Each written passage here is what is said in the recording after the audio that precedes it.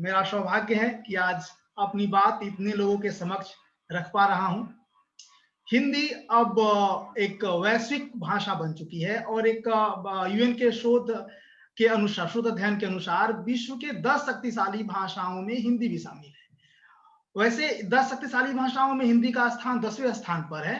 अभी भी शीर्ष स्थान पर अंग्रेजी, चीनी, फ्रेंच, अरबी बने हुए हैं। लेकिन शीर्ष पर चीनी भाषा दूसरे स्थान पर है शीर्ष में। तो चीन की जनसंख्या बहुत ज्यादा है और सारे चीनी लोग चीनी भाषा का ही प्रयोग करते हैं, एक ही भाषा का प्रयोग करते हैं। हमारे भारत में हिंदी के साथ साथ हमारी अन्य भारतीय भाषाओं का सह अस्तित्व है, एक साथ है। और अरबी, अंग्रेजी, फ्रेंच, स्पेनिश ये लोग शीर्ष में बने हुए हैं। तो इन सारी भाषाओं का एक औपनिवेशिक इतिहास रहा है। इन्होंने दूसरे देशों पर आक्रमण किया और वहां पर अपनी भाषाओं को थोपा। लेकिन भारत ने और हमारी हिंदी ने किसी को पर जबरदस्ती किसी पर अपनी भाषा थोप कर आगे नहीं बढ़ी है। हिंदी प्रेम की भाषा है। हिंदी ने सबको गले लगाकर अपना कर आगे बढ़ी है। चीन में हिंदी का विकास अभी बहुत शीघ्र हो रहा है। लेकिन चीन में हिंदी का विकास होना बहुत आश्चर्य की बात नहीं है, क्योंकि चीन और भारत पिछले 2000 तो दोनों देशों के मध्य पिछले 2000 सालों का सांस्कृतिक इतिहास रहा है। यदि हम चीन का इतिहास देखेंगे, चीनी संस्कृति देखेंगे, तो भारतीय संस्कृति का, भारतीय ज्ञान विज्ञान का बहुत ज्यादा प्रभाव पड़ा है चीन पर। आपको चीनी लोग चीनी भाषा में अपने देश को चोंगकुआ बोलते हैं, मतलब मध्य देश। वो लोग समझते हैं, प्राचीन काल में चीनी लोग समझते थे कि जो उनका देश है वह पूरे विश्व के केंद्र में है और वह धरती का स्वर्ग है। फिर बाद में उन्हें पता चला कि नहीं, हमारे अलावा इस धरती पर एक और स्वर्ग है और वह हमारे पश्चिम में ही है। तो उन्होंने भारत को एक नया नाम दिया, सीथियन, जिसका अर्थ होता है पश्चिम का स्वर्ग। तो प्राचीन काल में चीनी लोग भारत को पश्चिम का स्वर्ग के नाम से पुकारते थे। और वैसे कहा जाता है कि ईसा पूर्व पहली शताब्दी में जो चीनी सम्राट थे, उन्होंने एक सपने में स्वर्ण पुरुष को देखा और तो उनके मंत्री ने कहा कि ये महात्मा बुद्ध हैं। तो सम्राट ने अपने दूतों को आदेश दिया कि आप भारत जाएं और भारत से बौद्ध सूत्र लेकर आए। उनके दूत जी भारत आए और भारत से यहाँ से कुछ बौद्ध विद्वान, बौद्ध भिक्षु गए और वहां उन्होंने बौद्ध धर्म का प्रसार किया। क्योंकि जो भारत से बौद्ध भिक्षु गए थे वे सफेद घोड़ा पर होकर गए थे, तो उन्हें रहने के लिए चीन में चीनी सम्राट ने एक मंदिर बनवाया और उसका नाम रखा श्वेताश्व मंदिर। वह मंदिर आज भी चीन में स्थित है। और उसके बाद से सैकड़ों हजारों भारतीय विद्वान भारत से चीन गए और वापस भी नहीं आए। उन्होंने वहीं चीन में बौद्ध धर्म का, हिंदू धर्म का, जैन धर्म का, भारतीय संस्कृति का प्रचार प्रसार किया और अपना प्राण भी वहीं पर उन्होंने त्याग दिया। और बहुत से चीनी विद्वान भी जैसे फासियन, ह्वेनसांग, इत्सिंग, ये लोग पैदल मार्ग से चीन से भारत आए। किस लिए? तो भारतीय संस्कृति को जानने के लिए, भारतीय दर्शन को जानने के लिए। उनमें से तीनों विद्वान चीन से पैदल मार्ग से होते हुए भारत आए और उस समय भारत के नालंदा विश्वविद्यालय में रहकर उन्होंने भारतीय दर्शन का गहन अध्ययन किया। और जब वेनसांग भारत से चीन जाने लगे तो अपने साथ 600 से ज्यादा पुस्तक और धर्म ग्रंथ भारत से चीन ले गए और उन्होंने वहां जाकर चीनी भाषा में अनुवाद किया। उनमें से अधिकांश पुस्तकें भारत में अप्राप्य हैं, क्योंकि भारत में मुस्लिम आक्रमणकारियों का आक्रमण होना शुरू हुआ। बख्तियार खिलजी ने नालंदा विश्वविद्यालय को जला दिया, तो बहुत से हमारे ग्रंथ जल गए। लेकिन उनका चीनी अनुवाद अभी भी चीन में संग्रहित है। तो मेरा कहने का तात्पर्य है कि चीन हमेशा से, भारत चीन का जो संबंध, सांस्कृतिक संबंध है, वो 2000 वर्षों का पुराना है। तो प्राचीन काल में भारत की भाषा संस्कृत थी, तो चीनी लोग भारतीय भाषा के माध्यम से, संस्कृत के माध्यम से भारतीय संस्कृति को जानने समझने का प्रयत्न करते थे। वर्तमान समय में संस्कृत को मृत भाषा की संज्ञा दे दी गई है, इसलिए चीन में संस्कृत पढ़ने वालों की संख्या कम हो गई है। लेकिन चूंकि चीनी लोग भारतीय संस्कृति को जानना चाहते हैं और भारतीय भाषाओं के माध्यम से ही जानना चाहते हैं, तो वे वर्तमान समय में हिंदी के माध्यम से भारतीय संस्कृति को जान समझ रहे हैं। हिंदी के अलावा अभी चीन के विश्वविद्यालयों में 7 अन्य भारतीय भाषाओं की पढ़ाई हो रही है, जिनमें बंगाली, तमिल, पंजाबी, उर्दू और उर्दू है। इसके अलावा पाली और संस्कृत भी हैं, लेकिन पाली और संस्कृत केवल एक ही विश्वविद्यालय में है और उसमें कोई बीए एमए का डिग्री नहीं होता है, केवल आप पीएचडी कर सकते हैं या 1-2 सेमेस्टर पढ़ सकते हैं। और हिंदी के अलावा अन्य भाषाओं में भी बीए एमए नहीं है, केवल 1 या 2 वर्ष का सर्टिफिकेट और डिग्री कोर्स, सर्टिफिकेट और डिप्लोमा कोर्स है। लेकिन चूंकि भारत में हिंदी सबसे बड़े स्तर पर बोली जाती है, इसलिए भारत में चीन में लगभग 15 विश्वविद्यालयों में हिंदी भाषा की पढ़ाई हो रही है। और एक जानकर आश्चर्य होगा कि पिछले 10 साल में 12 विश्वविद्यालयों में हिंदी की पढ़ाई शुरू हुई है। इसके पहले तक भारत चीन के केवल 3 विश्वविद्यालयों में ही हिंदी भाषा की पढ़ाई हो रही थी। अब एक नजर जरा हम चीन का जो हिंदी भाषा का इतिहास रहा है, हम उसको जानेंगे। चीन में हिंदी भाषा की पढ़ाई लगभग 8 दशक पहले शुरू हुई। 1942 ईस्वी में चीन के यूनान प्रांत के राष्ट्रीय पूर्वी भाषा महाविद्यालय में हिंदी शिक्षण प्रारंभ हुआ। लेकिन उस समय चीन में जापान विरोधी युद्ध को देखते हुए हिंदी विभाग को सिचुआन प्रांत के छोंगचिंग शहर में स्थानांतरित कर दिया गया और 1946 में नानचिंग शहर में स्थानांतरित कर दिया गया। 1949 में चीनी जनवादी गणराज्य की स्थापना हुई और पूर्वी भाषा महाविद्यालय को नानचिंग शहर से राजधानी पेइचिंग के पेइचिंग विश्वविद्यालय में स्थानांतरित कर दिया गया और जो बाद में चीन में हिंदी अध्ययन का महत्वपूर्ण केंद्र बना। तो चीन में हिंदी शिक्षण को लगभग 5 भागों में बांटा जा सकता है। पहला है 1942 से 1948। यह समय हिंदी शिक्षण का प्रारंभिक काल था चीन में। इस समय चीन राजनीतिक रूप से बहुत ही अशांत था, अतः इस समय काल में चीन के हिंदी शिक्षण में बहुत ज्यादा प्रगति नहीं हुई। दूसरा हिंदी का काल था चीन में वर्ष 1949 से वर्ष 1968 तक। यह काल चीन में हिंदी शिक्षण के लिए बहुत ही अच्छा रहा। इस समय नए भारत और नए चीन की स्थापना हुई, दोनों देशों की मित्रता शुरू हुई, दोनों देशों के नेताओं ने एक दूसरे की भाषा पढ़ने को प्रेरित किया, जिससे हिंदी में बहुत काम हुए चीन में। लेकिन 1962 में हुए भारत चीन युद्ध ने चीन में हिंदी की इस विकास यात्रा को लगभग रोक दिया। तीसरा काल था वर्ष 1966 से 1976। इस समय यह काल चीन में सांस्कृतिक क्रांति का काल था। सांस्कृतिक क्रांति के समय चीन में बहुत ही असामान्य समय था और विश्वविद्यालयों में प्रवेश परीक्षा की प्रणाली को बंद कर दिया गया था, जिससे वहां की शिक्षा व्यवस्था का भी प्रभाव पड़ा और हिंदी शिक्षा पर प्रभाव पड़ा और इस काल में कोई विशेष प्रगति नहीं हुई। चौथा काल है 1976 से 2005 का। यह समय भी बहुत ज्यादा नहीं रहा सफल और 2005 तक चीन के केवल 3 विश्वविद्यालयों में ही हिंदी भाषा का शिक्षण हो रहा था। लेकिन 2005 से अभी तक यह समय सब चीन के लिए भी बहुत अच्छा समय रहा। चीन में इस समय आर्थिक विकास बहुत तेजी से हुआ।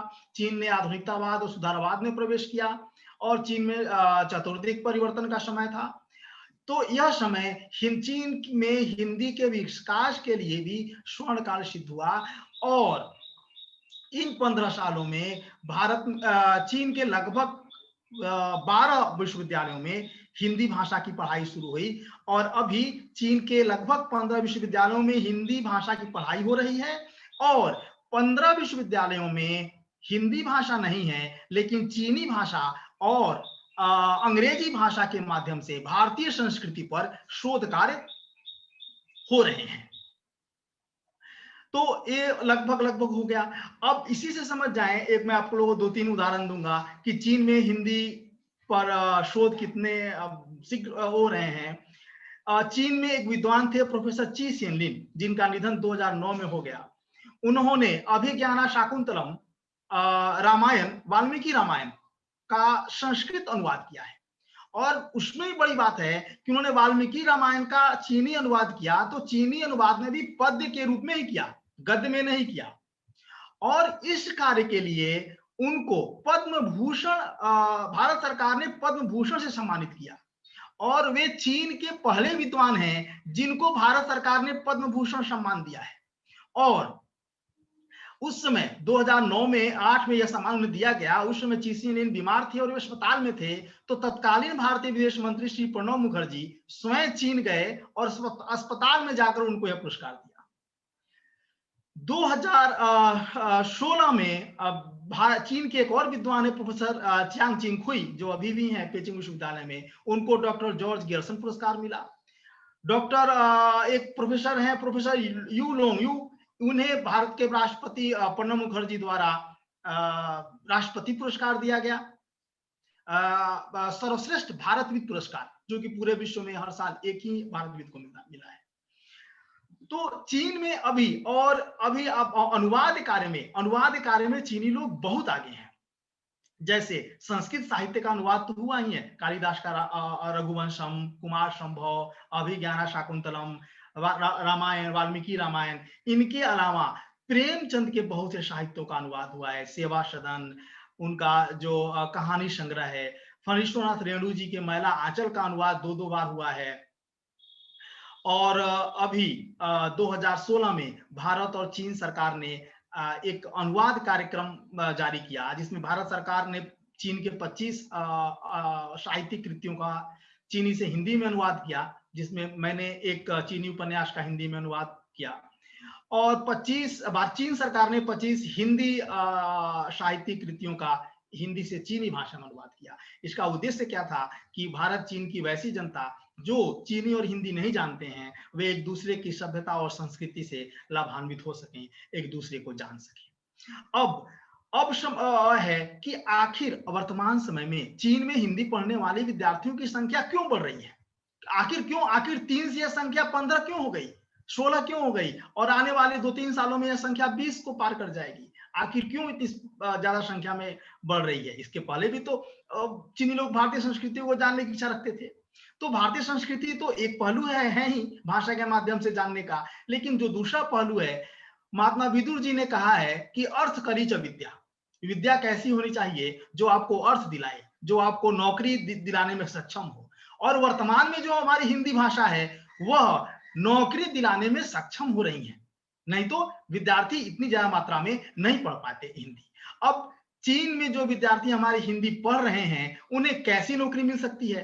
तो चूंकि जैसे बताया है कि पिछले 10 साल में 12 से 13 विश्वविद्यालय में हिंदी भाषा की पढ़ाई शुरू हुई है, तो बहुत से चीनी युवा हिंदी भाषा में चीन से बीए एमए कर रहे हैं, पीएचडी कर रहे हैं, भारत भी आकर पीएचडी कर रहे हैं, क्योंकि शिक्षा के क्षेत्र में हिंदी शिक्षक के रूप में उन्हें एक अच्छा अवसर मिल रहा है चीन में। दूसरा है, जैसे एक उदाहरण दूंगा, अभी भारत में जो मोबाइल कंपनियां हैं, चीनी मोबाइल कंपनियों की हिस्सेदारी 70% के से ज्यादा है।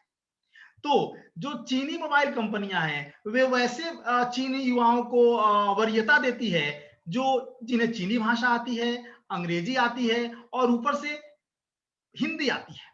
क्योंकि यदि भारत में आपको गांव में अपना उत्पाद बेचना है, तो आपको भारत की भाषा आनी चाहिए। तो इसलिए चूंकि बहुत सी चीनी कंपनियां भारत में निवेश कर रही हैं, तो जो चीनी कंपनियां हैं, वे जो चीन में हिंदी पढ़ रहे हैं, उन्हें अच्छी वेतन पे उन्हें नौकरी मिल रही है।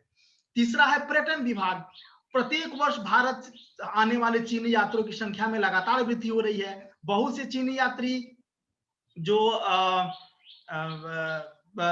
बौद्ध क्षेत्र घूमने आते हैं, कुछ लोग योग करने आते हैं, कुछ लोग दवा कराने आते हैं। तो बहुत सारे लोग जो चीनी पर्यटक यहाँ आते हैं।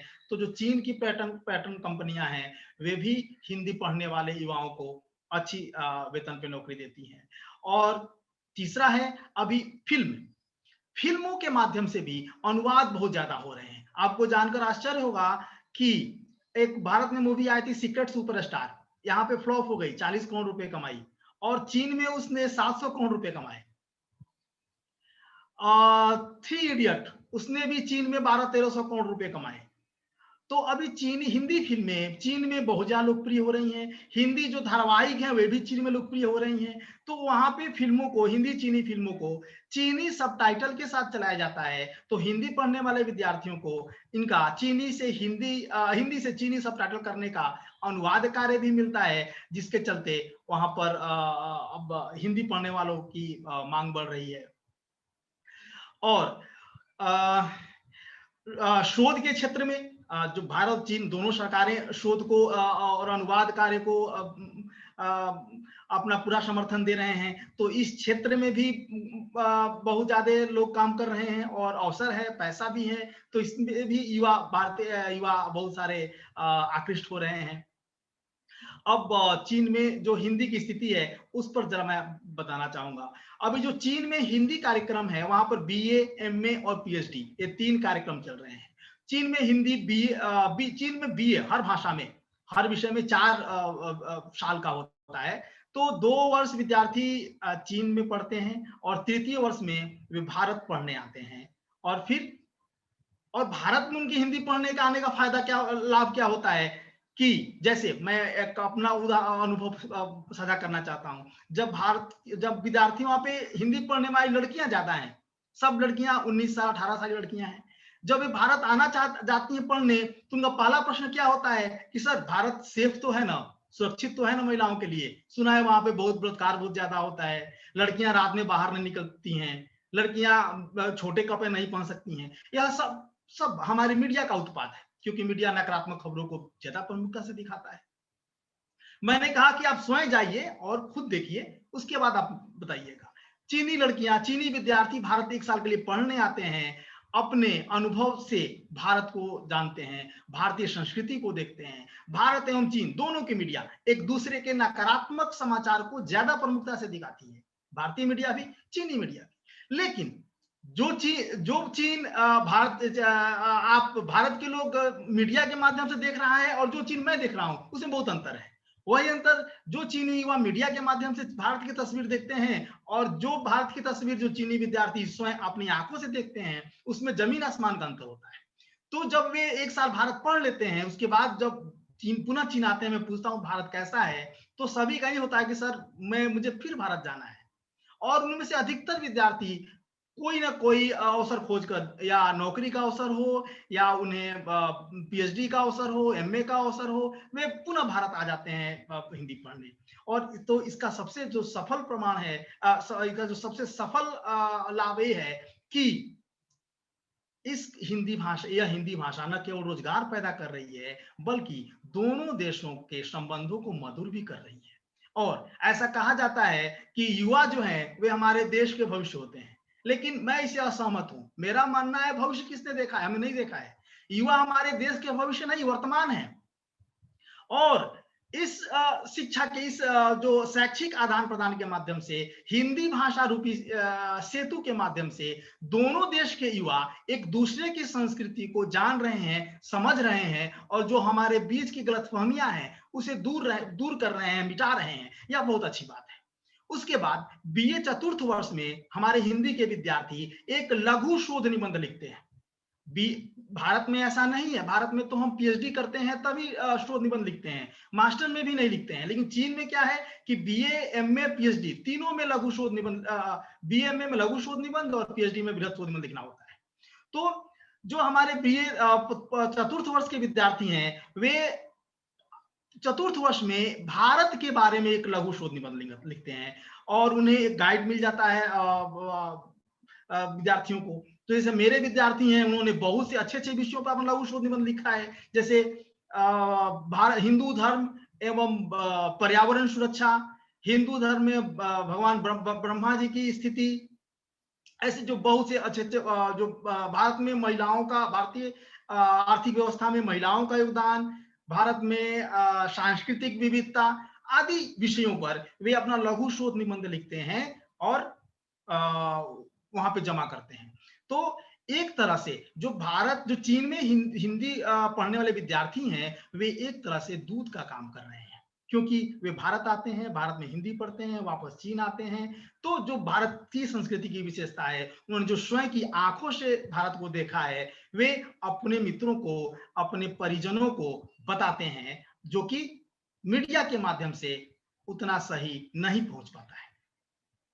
तो यह एक हिंदी पढ़ने का लाभ है। और चूंकि शेषाद्रीपुरम में हिंदी भाषा भी है का अध्ययन है, तो मैं यहाँ अपने अनुजों और बहनों से आग्रह करूंगा, चीन में जहां जहां 15 विश्वविद्यालयों में जहां जहां हिंदी विभाग है, चीनी सरकार हर विश्वविद्यालय में जहां हिंदी विभाग है, एक नेटिव टीचर को आमंत्रित करती है हिंदी पढ़ाने के लिए। क्योंकि उनका मानना है कि भाषा जो है, आप ग्रामर तो, व्याकरण तो सिखा देंगे चीनी शिक्षक, लेकिन जो स्वर है, जो मूल जो टोन है और जो संस्कृति है, वह एक नेटिव स्थानीय शिक्षक ज्यादा अच्छे से सिखाएगा। तो शिक्षा के चीन में हिंदी शिक्षक के रूप में भी अभी भारत के हिंदी विद्वानों के लिए, युवा विद्वानों के लिए एक बहुत ही अच्छा अवसर है। आप यदि हिंदी भाषा से पीएचडी कर रहे हैं, एमफिल कर रहे हैं, तो आप चीन में चीनी शिक्षक के लिए, हिंदी पढ़ाने के लिए 2 साल, 3 साल, 4 साल के लिए आ सकते हैं और अच्छी सैलरी पर आ सकते हैं। तो सर कितना समय है मेरे पास और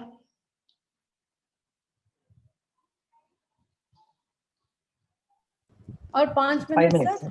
हाँ ठीक है जी। तो अभी तो जो चीन में हिंदी भाषा, तो ये हम तो कह सकते हैं कि हिंदी भाषा 1942 में शुरू हुई, लेकिन हिंदी भाषा की जो नींव है, जो चीन, यदि हिंदी को हम इस रूप में भी कह सकते हैं कि हिंदी आधुनिक संस्कृत भाषा है, आसान संस्कृत भाषा है, या तो संस्कृत भाषा का ही एक अंग है। तो चीन में लगभग 2000 वर्षों से संस्कृत भाषा, पाली भाषा के माध्यम से चीनी विद्वान भारतीय संस्कृति का गहन अध्ययन कर रहे हैं। वर्तमान समय में हिंदी के अन्य भारतीय, वर्तमान जो भारत में भाषाएं प्रचलित हैं, उनके माध्यम से भारतीय संस्कृति को जान रहे हैं, जिनमें हिंदी के अलावा अन्य भाषाएं भी शामिल हैं। तो अभी चीन में हिंदी के जो विश्वविद्यालय हैं, वे आगे भी बढ़ेंगे ही बढ़ेंगे। और नौकरी, मैं कह रहा हूं कि जो चीन में हिंदी विद्यार्थी पढ़ रहे हैं, वे, उन्हें चीन में भी अच्छी नौकरी मिल रही है। किसी की मतलब सैलरी आपको 1 लाख रुपए से कम की नहीं है, और जो भारत आते हैं वे तो 1.5 लाख 2 लाख रुपए भी उनको सैलरी मिल जाती है। और ठीक यही स्थिति भारत में चीनी पढ़ने वाले विद्यार्थियों की भी है। यदि आप भारत में साधारण इंजीनियर हैं, तो आईआईटी छोड़ दें, तो अन्य साधारण इंजीनियर को 20, 30, 40 हजार की नौकरी मिलती है। लेकिन यदि आप भारत में चीनी भाषा जानते हैं, तो आपको 50,000 से 1 लाख की नौकरी आसानी से मिल सकती है। तो यही हाल वहां भी है, चीन में भी, और वहां भी हिंदी भाषा बहुत तेजी से आगे बढ़ रही है और आगे भी बढ़ेगी ही, क्योंकि चीन जो हिंदी भाषा अब हिंदी भाषा केवल साहित्य की भाषा नहीं है, बल्कि रोजगार की भाषा है, अर्थ प्रदान करने वाली भाषा बन गई है। और जब अर्थ प्रदान करेगी, तो युवाओं को भी आकर्षित करेगी ही करेगी। क्योंकि हम जब कोई भी विषय पढ़ते हैं, तो हमारे कोई भी विषय पढ़ने का हमारे पास केवल 2 ही कारण होता है। पहला कारण, इसमें मेरी रुचि हो, और दूसरा कारण, इसमें मुझे नौकरी मिले। और हिंदी दोनों पैदा कर रही है चीन में। रुचि भी पैदा कर रही है, किसके माध्यम से? सिनेमा के माध्यम से, धारावाहिक के माध्यम से, आयुर्वेद के माध्यम से, योग के माध्यम से। चीन के लगभग 600 शहरों में, हर शहर में 10 से 12 योगा केंद्र मिल जाएंगे। चीनी लोग योग के बहुत बड़े प्रशंसक हैं, और वहां पर बहुत से भारतीय शिक्षक योग सिखाते आपको मिल जाएंगे। तो वैसी जनता जो विश्वविद्यालय में हिंदी भाषा तो नहीं पढ़ रहे हैं, लेकिन चूंकि वे योग केंद्र पर जाते हैं और वहां योग सीखते हैं, तो उनके मन में भी हिंदी और संस्कृत को जानने की इच्छा होती है, और वे लोग प्राइवेट ट्यूशन लेकर हिंदी और संस्कृत पढ़ना शुरू किए हैं। ऐसे लोगों की भी संख्या दिन प्रतिदिन बढ़ती जा रही है। तो अभी जैसे हमारे शहर में ही है, जो हमारे जो चीनी विद्यार्थी हिंदी पढ़ते हैं, वे जब बाहर चीनी लोगों को हिंदी सिखाने जाते हैं, 1 घंटे का 2 से 3 हजार रुपए लेते हैं हिंदी सिखाने के लिए। और तो अभी विश्वविद्यालय स्तर पर हिंदी भाषा का विकास तो हो ही रहा है, साथ ही विश्वविद्यालय के इतर योगा केंद्र, योग एवं आयुर्वेद केंद्रों के माध्यम से, सिनेमा और धारावाहिकों के माध्यम से, पर्यटन के माध्यम से, कंपनियों के माध्यम से, बहुत सारे माध्यमों से चीन में हिंदी भाषा पर काम हो रहा है और अवसर मिल रहे हैं। साथ ही साथ लगभग हर वर्ष चीन में बीए में भी शोध निबंध, एमए में भी शोध निबंध, पीएचडी में भी शोध निबंध, कम से कम 200 से 300 शोध निबंध हर साल चीन में हिंदी भाषा में लिखे जा रहे हैं, जो पहले नहीं था। पहले तो चीनी भाषा में लोग लिखते थे अपने, या कुछ अंग्रेजी भाषा में। तो जो चीन में हिंदी भाषा में शोध हो रहे हैं, और न केवल हिंदी भाषा पर ही शोध नहीं हो रहा है, बल्कि हिंदी भाषा में भी शोध हो रहा है, जो यह हमारे चीन में हिंदी के विकास के लिए बहुत ही अच्छा संकेत है। तो कुल मिलाकर यही कहना चाहूंगा कि पिछले 2000 वर्षों से जो भारत और चीन के बीच सांस्कृतिक संबंध बना हुआ है, बौद्ध धर्म के माध्यम से, हिंदू धर्म के माध्यम से, योग एवं आयुर्वेद के माध्यम से, जो पिछले 2000 साल से बना हुआ है, वर्तमान समय में वो सांस्कृतिक, भारत चीन के बीच सांस्कृतिक संबंध हिंदी रूपी सेतु के माध्यम से आगे बढ़ रहा है। और इस हिंदी रूपी सेतु के माध्यम से भारत और चीन के सांस्कृतिक संबंध मजबूत होंगे ही होंगे, दोनों देशों की मित्रता भी प्रगाढ़ होगी। धन्यवाद। ये हिंदी आज जो है राष्ट्रभाषा के रूप में और राजभाषा के रूप में हमारे देश में सम्मान जो हिंदी पा रही है, वो अत्यंत आधुनिक है। एक तरह से आधुनिक काल की भाषा ही कहिए, खड़ी बोली हिंदी जो है, या आम लोगों की हिंदी जो है, तो उसका विकास 1850 के बाद हुआ। उससे पहले वो बोली के रूप में, बोलचाल की भाषा के रूप में उत्तर में फैली हुई थी, लेकिन साहित्यिक रूप में विशिष्ट स्थान उसको नहीं मिला था। तो 1000 वर्ष का हम भारतीय हिंदी का इतिहास देखेंगे तो वहाँ हिंदी शब्द ही नहीं मिलता है। वहाँ जो मिलता है, एक तो अपभ्रंश से शुरू करते हैं, फिर अवधी है, ब्रजभाषा है, मैथिली है, आदि आदि है, लेकिन हिंदी जो है वो आधुनिक युग की देन है। तो ये हिंदी जो है, और हमारे देश में स्वतंत्रता के पहले ही इसका विकास हुआ था। स्वतंत्रता के आंदोलन में हिंदुस्तानी के रूप में इसका प्रचार भी हुआ था। प्रचार इसलिए हुआ कि भारत के लिए कॉमन लैंग्वेज की जरूरत है, क्योंकि लोगों को एक दूसरे को समझना है, और उस समय उसकी जरूरत थी। तो गांधी जी ने हिंदुस्तानी शब्द का प्रयोग किया, वो चलता रहा, और अंग्रेज लोग भी उसको चाहते थे। अंग्रेज लोगों के लिए भी भारतीयों से संपर्क करने के लिए हिंदुस्तानी भाषा का प्रयोग करते थे। वो लोग दुभाषी रखते थे, हिंदुस्तानी से अंग्रेजी, अंग्रेज से हिंदुस्तानी पे वो अनुवाद करते थे। तो ये एक प्रक्रिया हमने देखा। लेकिन स्वतंत्र होने के बाद, आज़ादी के बाद हिंदी का स्थान बदल गया। तो एक तो पहले से वो राष्ट्रभाषा हिंदी है। राष्ट्रभाषा का मतलब लोगों की भाषा, जनता की भाषा, सामान्य लोगों की, व्यवहार की भाषा, बाजार की भाषा, तो इसको हम राष्ट्रभाषा कहते हैं। लेकिन इसके साथ साथ हिंदी राजभाषा है। संविधान में हिंदी को ये स्थान मिला, वो राजभाषा है। केवल हिंदी के लिए नहीं, तो भारतीय भाषाओं के लिए भी वो राजभाषा का स्थान मिला। तो केंद्र में हिंदी और राज्यों में राजभाषाएं, राज्य की भाषाएं है। तो यह हमारी शिक्षण व्यवस्था ये है कि ये एक और हम हिंदी को बढ़ावा दे रहे हैं केंद्र के दृष्टि से, और राज्यों की भाषाओं को बढ़ावा दे रहे हैं। लेकिन हमारे लिए समस्या क्या है?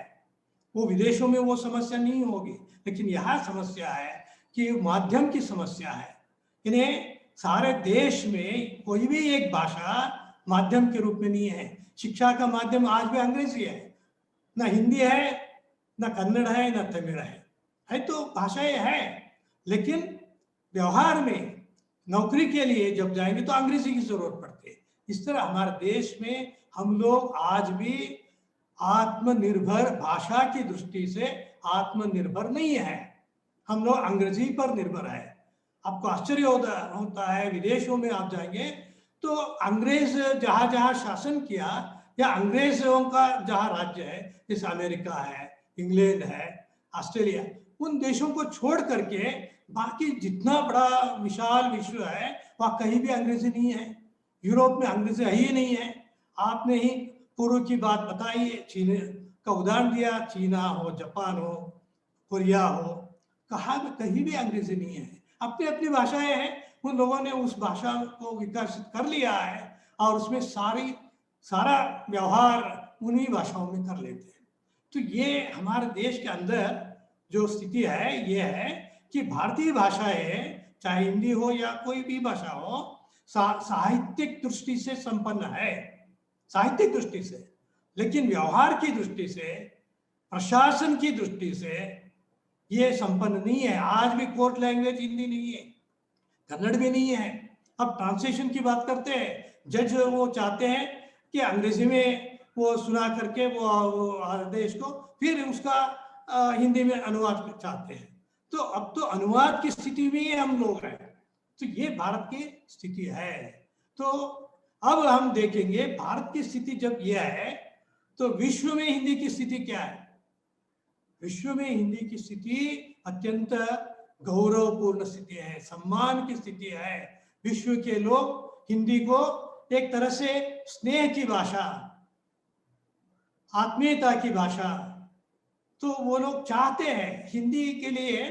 हिंदी जो केवल एक प्रदेश की बात नहीं कर रहा हूं, विश्व में कहीं भी जाइए हिंदी जो पॉपुलर है वो फिल्म के कारण है, मनोरंजन के कारण है, आत्मीयता, हृदय की भाषा है। लोग एक दूसरे से मिलते हैं तो आत्मीयता से, विदेश में देखिए, अमेरिका में रहे हो, इंग्लैंड में हो या यूरोप, कहीं भी रहे, ये जो भारतीय लोग मिलते हैं तो हिंदी में बात करते हैं क्योंकि अपनापन महसूस करते हैं। तो ये स्थिति है। तो इस स्थिति से जब गुजर रहे हैं तो हम देखेंगे अब ये हिंदी का विकास कैसे हो रहा है, विश्व में हो रहा है। मैं भारत से बाहर की बात नहीं कर रहा। ये जैसे अभी मैंने बताया कि वैश्विक स्तर पर हिंदी जो है एक सौहार्द की भाषा है, अस्मिता की भाषा है। भारतीय लोग बाहर जाएंगे तो आइडेंटिटी क्या है, ये हिंदी ही आइडेंटिटी है, अस्मिता की भाषा है। और ये जो हिंदी है इसका विकास दो स्तरों में हुआ है। एक तो भारत का विदेशों के साथ संबंध बढ़ते बढ़ते ज्ञान और विज्ञान के क्षेत्र में, जैसे सूचना प्रौद्योगिकी है, इंजीनियरिंग है, मेडिकल है, आदि क्षेत्रों में उच्च पदों में भारतीय प्रतिष्ठित हो गए हैं दुनिया में। इससे क्या है, तो भारतीय आधिकारिक भाषा के रूप में हिंदी को बढ़ावा मिला है भारतीयों को। तो ये एक बात है। दूसरी बात है, विदेशों में हिंदी की लोकप्रियता के लिए अभी मैंने कहा हिंदी फिल्म या फिल्मी गीत कारण है। 8वें विश्व हिंदी सम्मेलन को संबोधित करते हुए फिल्म गीतकार गुलजार जी ने कहा था कि फिल्म ने जितना हिंदी को लोकप्रिय बनाया, प्रसार किया, उतना हिंदी साहित्यकारों ने नहीं। तो इसी संदर्भ में एक और उदाहरण देना चाहता हूं। इस संदर्भ में ये एक जापान के विद्वान आए थे वहां, उनका नाम है तोमिया मिज़ोकामी। उस विद्वान ने हिंदी फिल्मों के लोकप्रिय गीत 1951 से 1980 तक जितने गीत हैं ना, प्रारंभ से लेकर 80 तक जितने गीत है, उन गीतों का संग्रह किया था। 300 गीतों का संग्रह किया था। उसमें उन्होंने नाम दिया है, ये कहा है, Hindi and Urdu text with जापानी ट्रांसलेशन।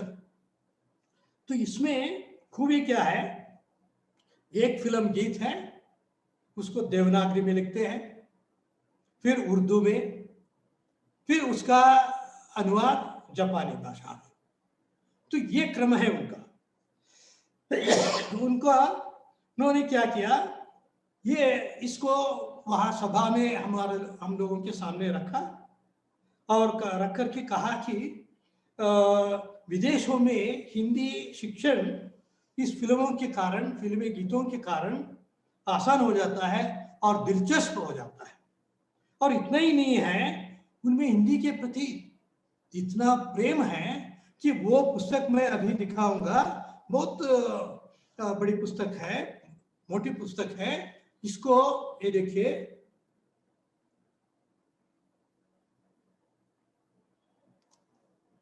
तो ये जो है उन्होंने इसके लिए कोई कास्ट नहीं रखा, मूल्य नहीं रखा, ये अमूल्य है।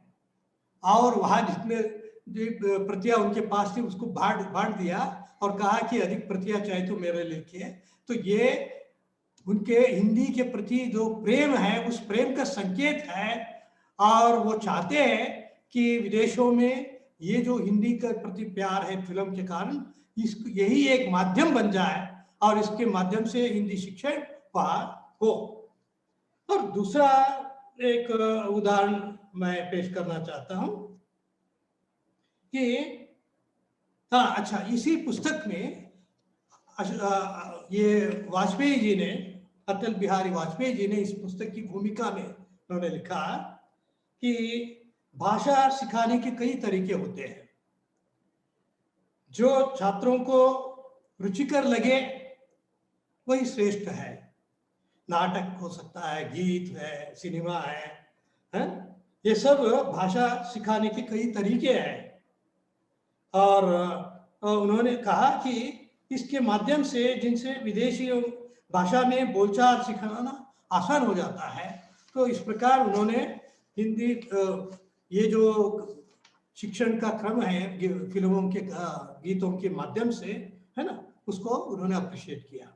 इसी संदर्भ में और एक विशिष्ट काम की ओर आपका ध्यान आकृष्ट करना चाहता हूँ। मेरा कहने का उद्देश्य ये है कि वहाँ हिंदी की पढ़ाई कैसे होती है ये आपको बताना है। डॉक्टर अंजना संधीर जी, जो सदियों से न्यूयॉर्क के विश्वविद्यालयों में हिंदी पढ़ाती थी, आजकल वो भारत आ गई है, राजस्थान इसमें है, गुजरात में है, अहमदाबाद में। उन्होंने उस अनुभव को लेकर के एक बृहत ग्रंथ लिखा है, उसका नाम है learn Hindi and Hindi film songs. तो इसमें उन्होंने विदेशियों के लिए हिंदी प्रेम बढ़ाने के लिए, उस पर दिलचस्पी क्रिएट करने के लिए, है ना, उन्होंने ये ग्रंथ लिखा है और इस ग्रंथ में अपना अनुभव बताया है। और इससे बढ़कर के और एक विशेष बात बताना चाहता हूँ कि 8वें विश्व हिंदी सम्मेलन में न्यूयॉर्क में जो संपन्न हुआ 2007 में, उस समय उद्घाटन समारोह में संयुक्त राष्ट्र संघ के उस समय के महासचिव बान की मून जी आए। वो सभा में आते ही उन्होंने हिंदी में ही शुरू किया और उन्होंने कहा हिंदी दुनिया भर के लोगों को करीब लाने का काम कर रही है। वो विश्व की संस्कृतियों के बीच एक सेतु का काम कर रही है। ये बहुत मुख्य बात है, संस्कृतियों को मिलाने वाली भाषा है। उन्होंने ये भी कहा, उन्होंने अपनी बात हिंदी में रखी और कहा कि हिंदी मीठी भाषा है, मधुर भाषा है, और उन्होंने हम लोगों से कहा कि हिंदी सबको सीखना चाहिए। तो ये कोरियाई के मुंह से, वो कोरियन है, कोरिया देश के, कोरियाई के मुंह से हिंदी की तारीफ, विश्व मंच पर हिंदी की प्रतिष्ठा का इससे बड़ा और क्या उदाहरण हो सकता है। तो अमेरिका के पूर्व अध्यक्ष, आपको पता है ये बुश के शासनकाल में डिफेंस में हिंदी के लिए, हिंदी सिखाने के लिए उन्होंने योजना बनाई, उसमें करोड़ों डॉलर्स की व्यवस्था की। तो इस प्रकार हम देखते हैं आज केवल संयुक्त राष्ट्र अमेरिका में, यूएसए में 150 से अधिक विश्वविद्यालयों में हिंदी का अध्ययन होता है। और टेक्सास जैसे जहाँ मैं बार बार जाता रहता हूँ, मेरा बेटा ऑस्टिन में है, तो वहाँ मैंने देखा है टेक्सास वो बड़ा विश्वविद्यालय, अमेरिका में बड़े विश्वविद्यालयों में हिंदी की उच्च शिक्षा और शोध कार्य की भी व्यवस्था है। तो ये बहुत बड़ी बात है। तो वहाँ इंटरेस्टिंग बात कुछ और है, ये बताना चाहता हूँ। अमेरिका में अधिकतर छात्र हिंदी फिल्म देखने और अपने रिश्तेदारों से बात करने के लिए हिंदी सीखते हैं। तो अमेरिका में जो हिंदी यानी भारतीय लोग हैं उनकी बात में ये हो गया। अब अमेरिका की जो लोग हैं, जैसे अमेरिकी छात्रा है, अमेरिकी छात्रा अपने भारतीय दोस्त को खुश करने के लिए हिंदी सीखते हैं।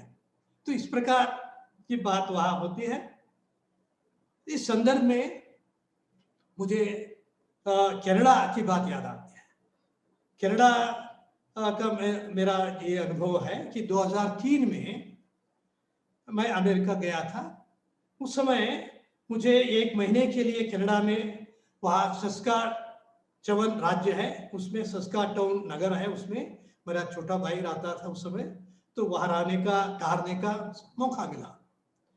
तो वहाँ हर रविवार वहाँ के लोग, हिंदू भारतीय लोग मंदिर में मिलते हैं और मंदिर में सांस्कृतिक कार्यक्रम चलता है।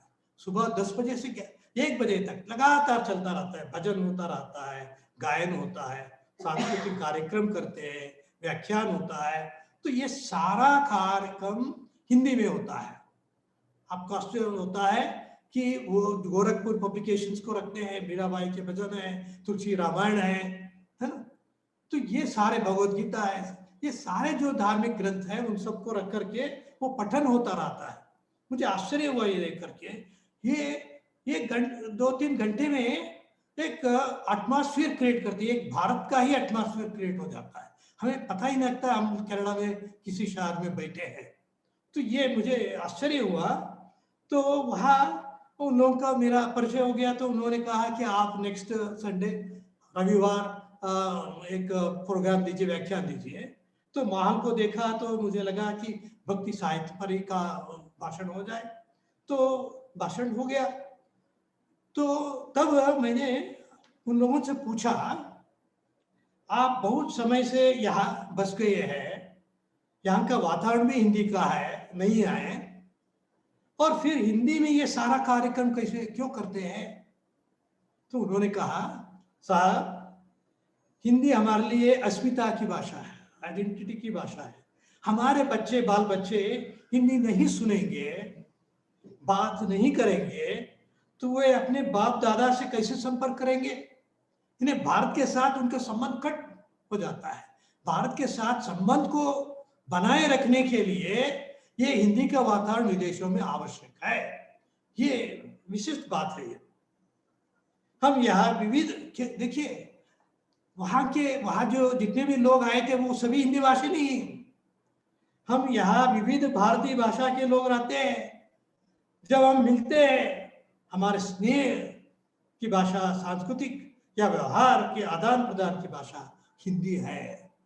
तब मुझे लगा विदेशों में भी भारतीयों की स्नेह, सौहार्द और सांस्कृतिक भाषा, राष्ट्रभाषा हिंदी है। इसी अर्थ में हिंदी राष्ट्रभाषा है, चाहे भारत में हो या बाहर हो।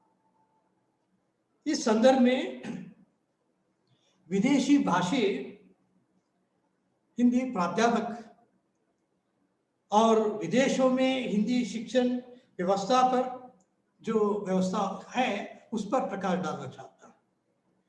विदेशों के हिंदी प्राध्यापक, मैं जो प्राध्यापक बता रहा हूँ भारतीय प्राध्यापक नहीं, विदेश में विदेशी लोग हिंदी सीख करके हिंदी प्राध्यापक बन गए हैं। वो लोग चाहे अमेरिका के हो या इंग्लैंड के हो या कोरिया के हो या रूस के हो या चीन या जापान के हो, वो लोग जब बोलते हैं, धारावाहिक बोलते हैं, तो पता ही नहीं चलता है ये कोई विदेशी बोल रहा है। इन्हें आश्चर्य की बात है, ये टिपिकल हिंदी बोलते हैं, जैसे कोई लखनवी हिंदी बोल रहा हो, कोई बनारसी हिंदी बोल रहा हो। तो मुझे आश्चर्य हुआ, भाषा पर भी अधिकार रखते हैं। और मैंने आश्चर्य से उन लोगों से पूछा, ये कैसे संभव हुआ कि आप लोगों ने हिंदी भाषा पर इतना अच्छा अधिकार हासिल कर लिया। उन्होंने कहा किसी भाषा को सीखना हो तो हम उस भाषा प्रदेश की भाषा की गढ़ में जाते हैं और वहां 2-3 साल रह करके सीख कर आते हैं और अपनी जगह आकर के हिंदी सिखाते हैं। ये देखिए बड़ी बात है, इन्हें हिंदी अध्यापकों के लिए ये बड़ी बात है।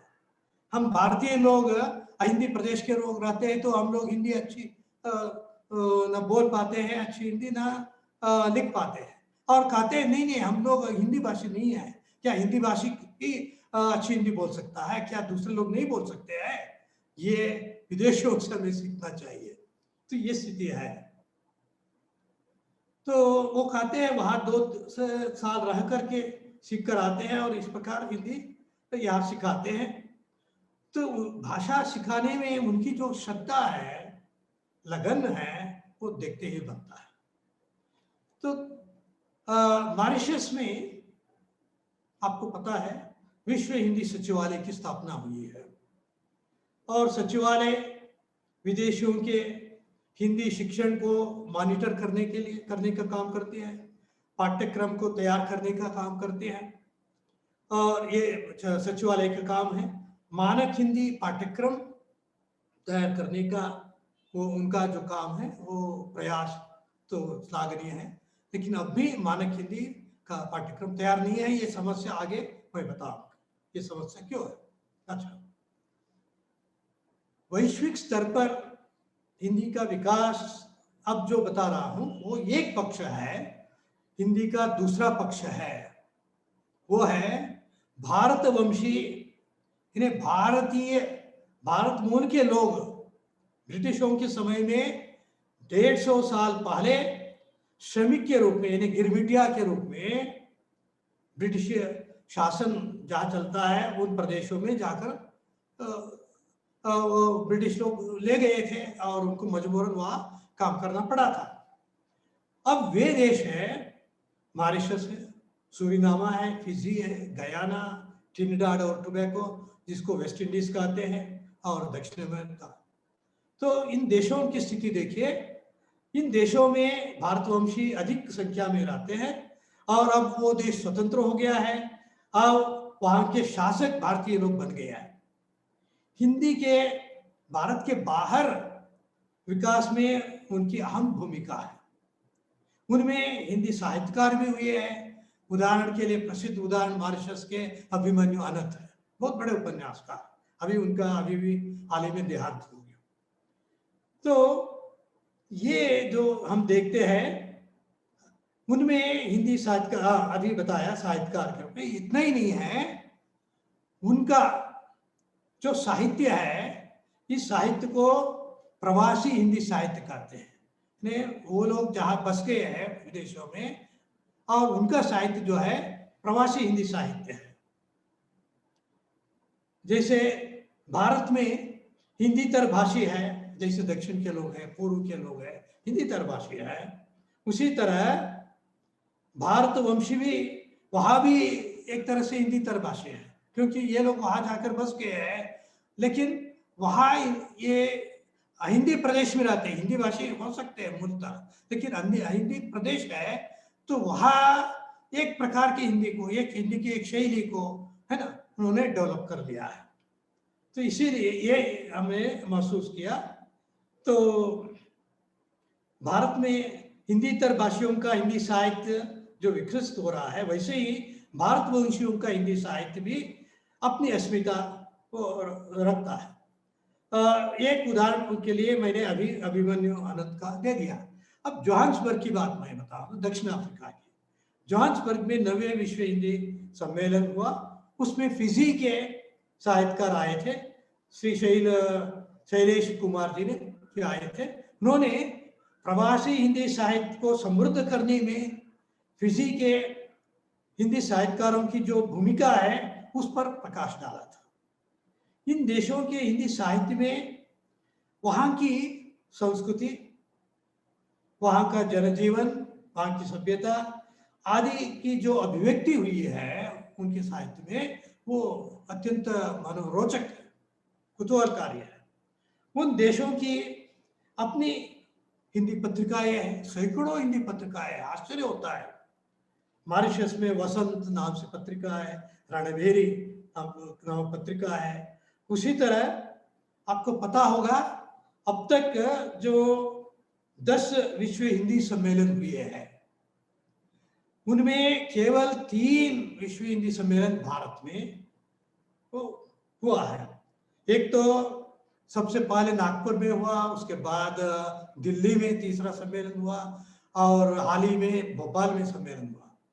लेकिन बाकी जो सम्मेलन हुए हैं वो सारे सम्मेलन मॉरिशस में 2 बार हो गया, ट्रिनिडाद और टोबैको में हुआ, लंदन में हुआ, सूरीनामा में हुआ, न्यूयॉर्क में हुआ और जोहान्सबर्ग में। 7 विदेशी प्रदेशों में हिंदी का सम्मेलन हुआ। तो वहाँ सम्मेलन कैसा होता है ये देखना चाहिए। वहाँ के जो भारतीय लोग मिल जाते हैं उनके लिए त्योहार है, ये एक तरह से त्योहार मनाते हैं। विश्व हिंदी सम्मेलन जो है त्योहार मनाते हैं। इतना ही नहीं है, तो वो वहाँ जो संगोष्ठियाँ होती हैं, वहाँ उन लोगों की स्थिति क्या है, वहाँ हिंदी का विकास कैसे हुआ है, उनकी समस्याएं क्या है, इन सब की चर्चा भी होती है। तो अत्यंत ये लाभदायक चीज है। तो ये सारी बातें मैंने देखी।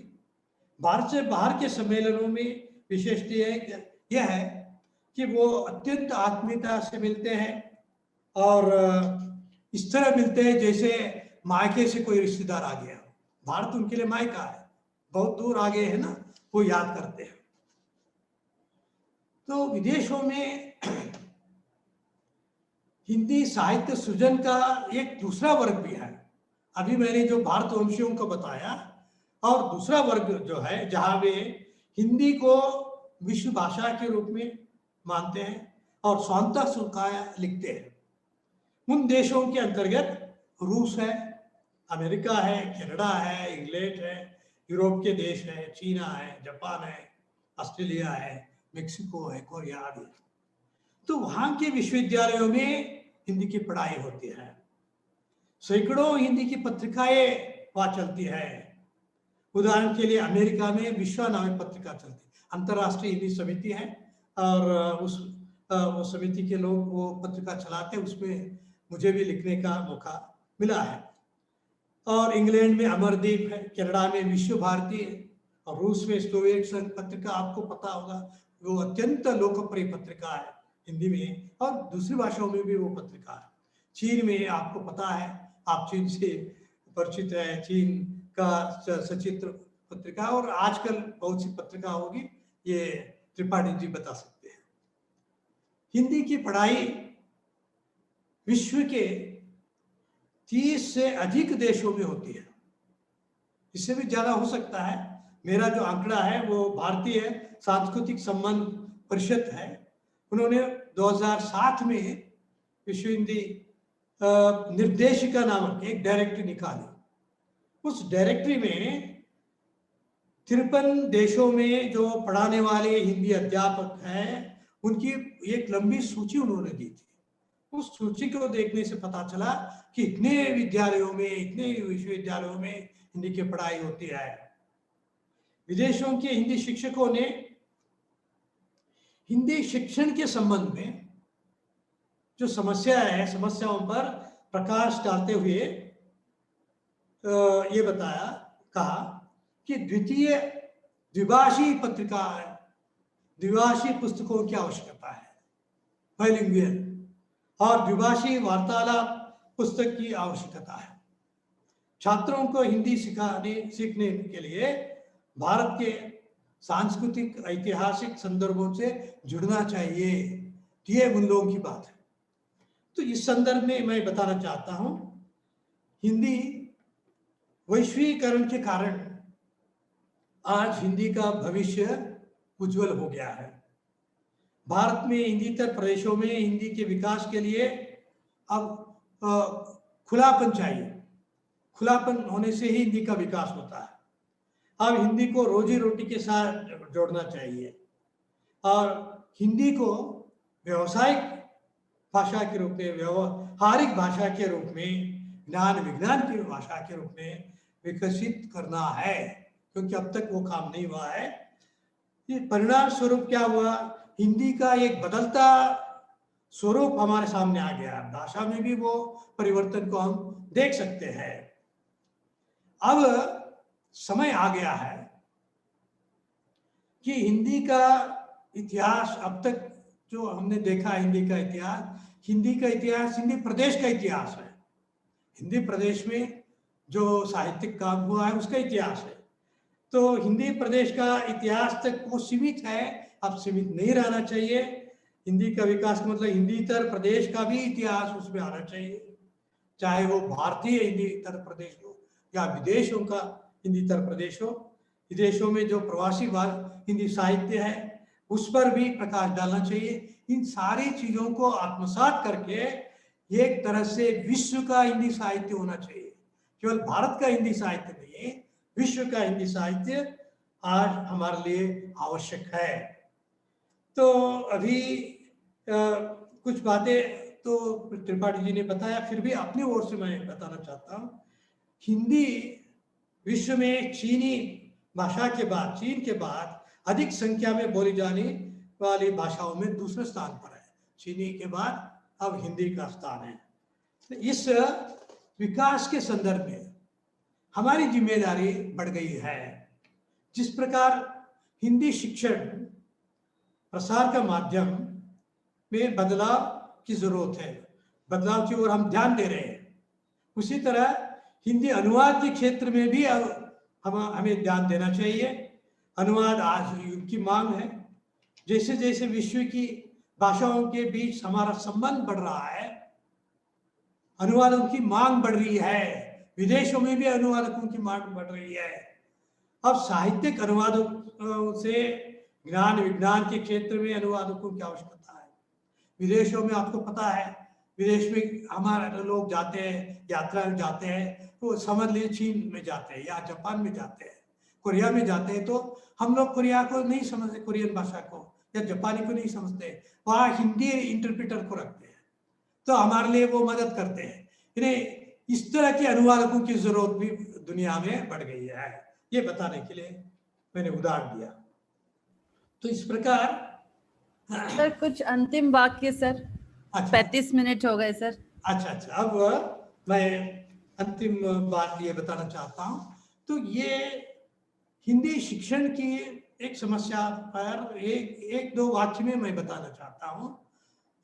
वो ये है कि ये तो अंग्रेजी भाषी देश है, जहाँ अंग्रेज शासन था या अंग्रेज लोग रहते हैं, जैसे अमेरिका है, इंग्लैंड है, वहाँ जो शिक्षण होता है वहाँ माध्यम अंग्रेजी है, अंग्रेजी हिंदी माध्यम है।